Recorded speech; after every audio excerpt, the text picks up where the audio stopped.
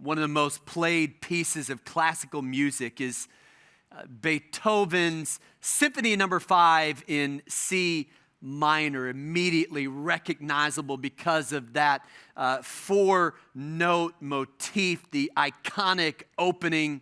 But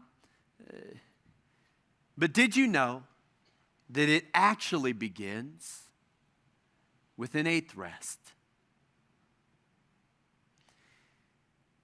Beethoven put it right at the beginning of the symphony.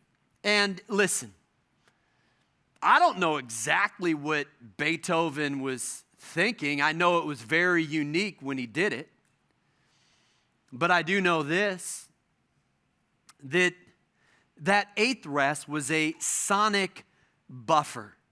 If you've been to a concert, you know that there's some ambient noise at the beginning. There's conversation between concert goers.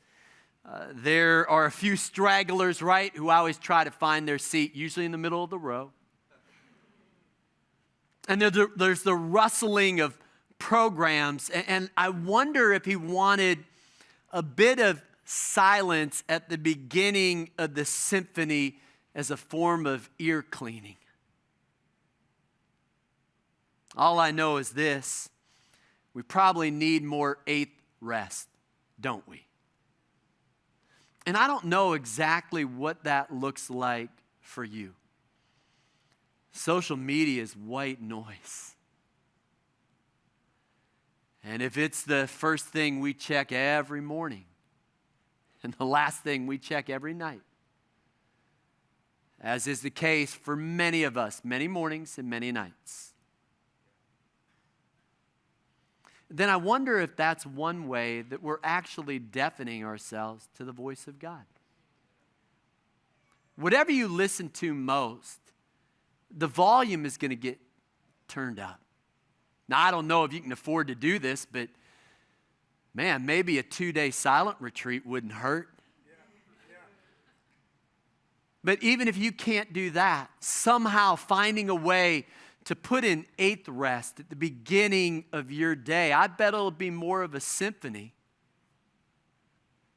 Putting an eighth rest at the end of your day might help you go to sleep a little bit better.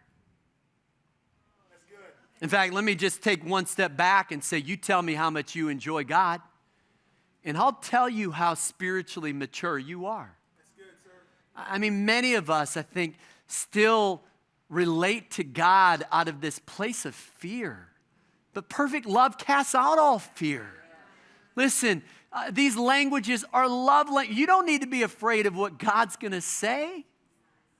He loves you. When you succeed, he says, I love you. When you fail, he says, I love you. When you have faith, I love you. When you doubt, I love you. I love you. That's who he is. It's what he does. And so let me close with this. And I know we focus more on the first language, on Scripture, but I think that's a good starting point. If you want to learn to discern the voice of God, it starts with Scripture.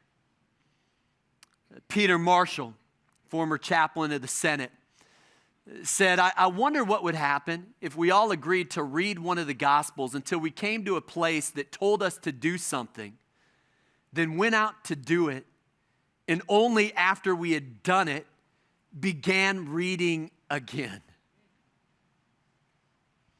I'll tell you exactly what would happen. His kingdom would come, and his will would be done on earth as it is in heaven, because that's what happens when hearers of the word become doers of it. Whoever has ears, let them hear.